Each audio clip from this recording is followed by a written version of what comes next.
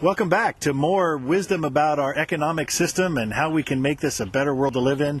I'm Peter Melton, and I'm joined with Wendell Fitzgerald, who just captivated me in one conversation that I knew I had to share and get out onto the internet. And so here we are speaking more about what's going on with our economic system and what are the economics of land. Okay. Well, the last segment we talked about was about the American dream and really how that is based on land and ownership of land and the housing bubble that has burst. Perhaps it's, the media says no, it hasn't really, but I think it really has. And the question is what's going to happen in the future. The point of it is that the housing bubble is really it's not so much the value of houses. It's the value of land that has gone up, and now that is the bubble that's burst underneath the houses. So if people would talk about the housing bubble, really the land bubble, then we'd be focused on what's really going on. So I want to focus on what's really has always been incredibly interesting to me is the fundamentals of the economics of land and land value and all of that. So part of that goes back to the short history of humanity's relationship to the land. Is early on hunting, gathering. Nobody owned the land. Everybody was out hunting and gathering. It wasn't about nobody needed to own land. It was not the issue. Here comes agriculture. People needed to be land based, and they needed to have exclusive access to ownership of land, protect it. Then they grew the crops. They needed to be allowed to harvest the crops. This was the idea of this is how labor, human beings working on land with their tools, could then be assured that they could reap the rewards. So parceling off, fencing off land came into being thousands of years ago, and then that evolved into over long periods of time of ownership of land. So the original thing of ownership of excluding other people from land was for people to work on it and be able to get to keep what it is that they produced, and that evolved into just mere ownership. Where if I had a bunch of land that I wasn't using, I could let other people use it in exchange for a price that they would pay me for that, and they would share. They would produce in the early days would produce a crop of some kind, and they would give me a percentage of that. Sharecropping is an example of that in the modern term.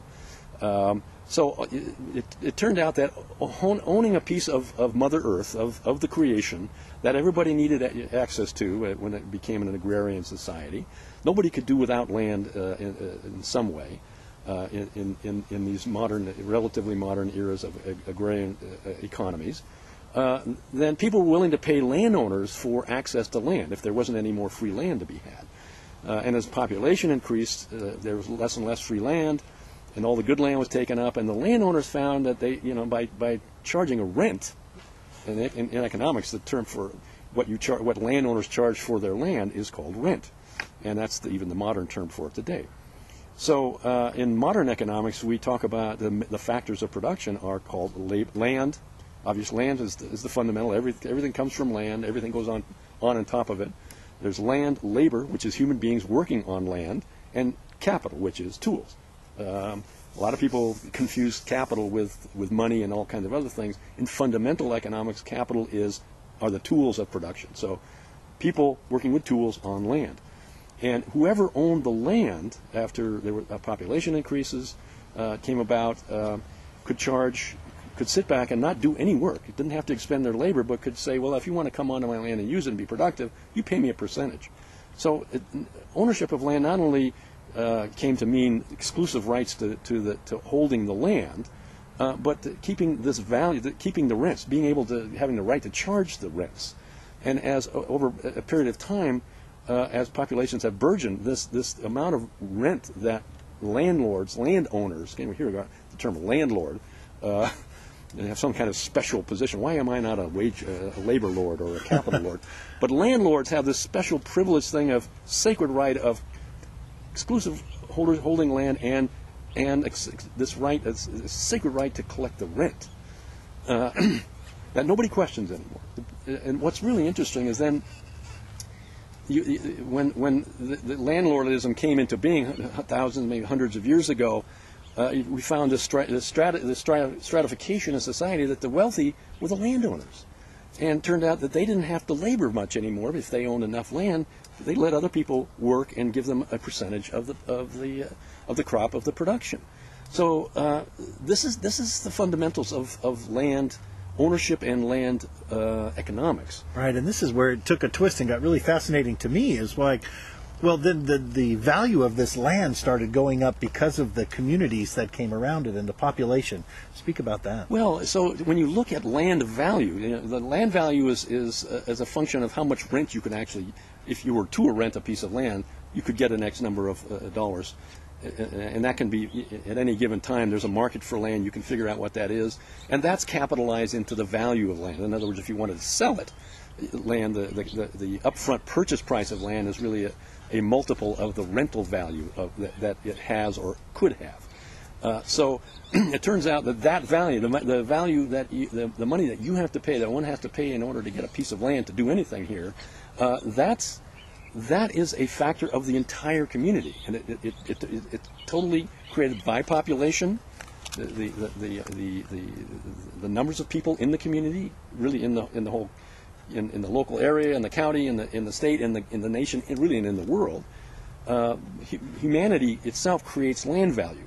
So that's how I speak of it, as the community creates land value. Right, because there's more than just the population. There's the schools, and there's the fire department, and there's everything that goes into making this a good place to live, which raises the cost. Yeah, so that just the basic existence of people creates a demand for land. It creates, you know, it starts from zero. Land value starts at zero when there's nobody around, up to very high, depending on where it is, and then as people come into a community, they bring their skills, they bring their activities. They're home builders and shopkeepers and do all kinds of things. People, playwrights and play actors, and school teachers, and then the communities provide services.